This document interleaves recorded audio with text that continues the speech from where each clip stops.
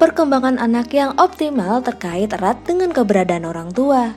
Moms dan dads, tugas orang tua tak hanya memastikan kebutuhan material anak terpenuhi. Perlu diingat, ikatan antara anak dan orang tua juga kunci pertumbuhan si kecil, terutama untuk kecerdasan dan psikologisnya.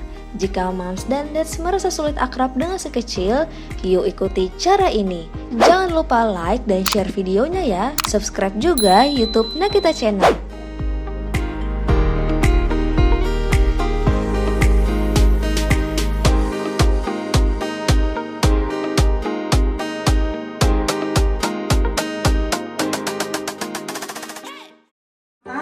Dan frekuensi itu yang pertama.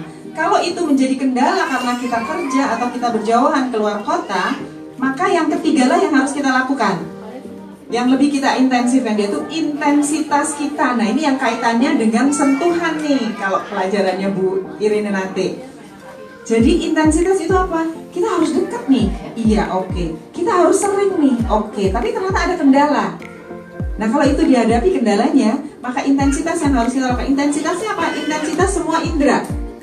Yang sudah pernah dibahas ya, oleh Ibu Ira, nanti dilanjutin lagi. Jadi apa? Jadi pada saat anak ngomong, kita dengerin. Pas kita ketemu, itu kita dengerin, kita lihat, kita pegang pipinya. Itu intensitasnya. Ya. Jadi pada saat dia nangis, kita deketin, kita sentuh. Nah, itu semua indera kita optimalkan untuk dekat dengan dia. Kita cuma punya waktu, apalagi yang kerja ya, misalnya punya waktu jam 7 sampai jam 9, habis itu anaknya tidur, besok pagi udah berangkat lagi misalnya.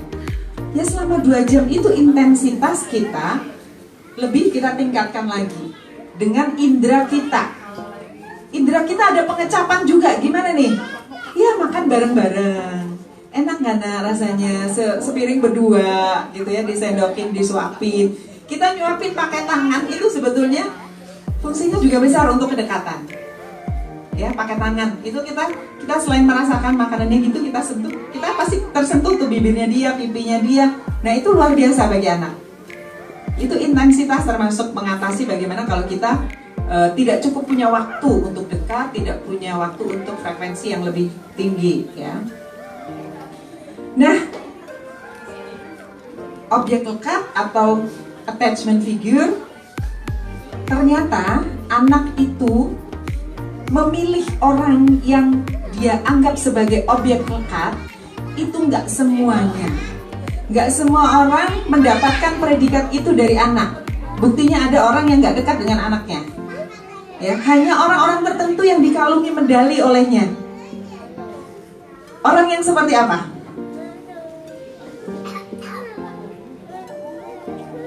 Jadi kalau kita kepengen menjadi objek lekat anak, kalau kita pengen anak kita dekat dengan kita, inilah yang harus kita lakukan.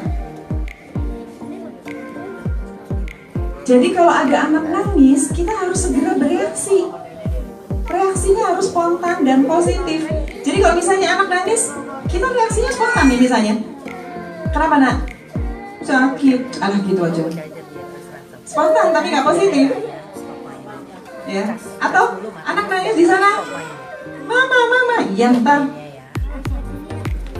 ya, yantar, itu berarti kita nggak berikan yang spontan ya. Ada yang spontan itu yang negatif, ada yang positif, atau apalagi nggak spontan.